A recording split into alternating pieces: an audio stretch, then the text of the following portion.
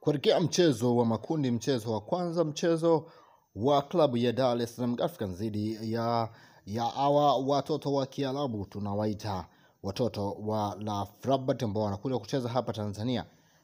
Young African ameanza mazoezi yake rasmi siku ya jana katika viwanja vya hapa Zanzibar, lakini pia ameendelea na mazoezi yake siku ya leo, na tunakwenda kusikiliza kile ambacho kimezungumzwa na makocha kapteni wa vilabu vyote viwili akiwepo wa klabu ya RS Rabat ambaye tumezungumza naye kwa kupitia simu, lakini pia kapteni wa Young African na kocha pia wa Young African ambaye tumezungumza naye hapa katika viwanja vya mazoezi.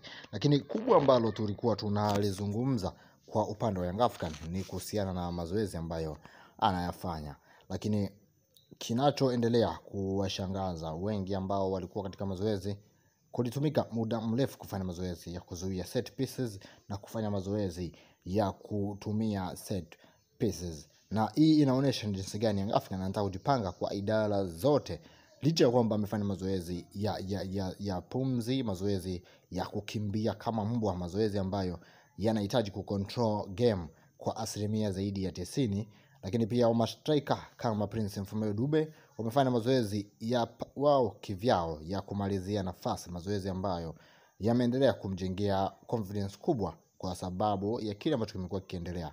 Anakosa kutumia nafasi ambazo zinakuwa zinatengenezwa na timu, licha ya kwamba kocha wa Young African ameendelea kusisitiza hakuna striker mwingine bora zaidi ya Prince Dube katika kocha cha Young African. Kwa hiyo ndio huyo atakwenda kumtumia.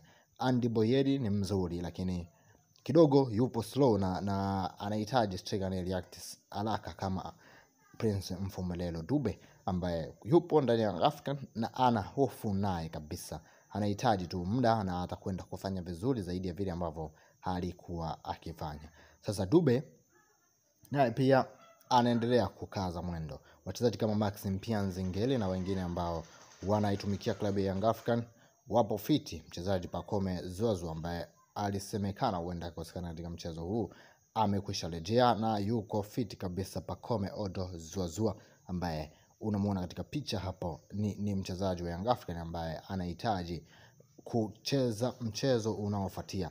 Mchezaji Mudathir Yahya basi naye pia amekwisha rejea katika kosi ya Young African. Mchezaji pekee ambaye anakosekana ni mchezaji wa kimataifa wa Tanzania, hapa namzungumzia bwana mdogo Clement Mzize. Usisahau kusubscribe shabiki wa Young African na kuniambia unashabikia Yanga kutokea maeneo gani. Sasa kuna swala lingine ambalo tulikuwa tunalizungumza. Hawa wa Morocco ambao wamesema wanakuja hapa Tanzania, wamekwisha wasili rasmi Tanzania na wamekwisha tuma makachero wao kuangalia hali halisi inavyoendelea hapa Tanzania. Hivyo muda wote ndege yao kubwa iliyosheheni wachezaji wa mataifa mbalimbali wanaoichezea timu ya RS Rabat wanarejea hapa Tanzania. Usahau kusubscribe na tutakutana wakati mwingine. Asante sana, asante sana, asante.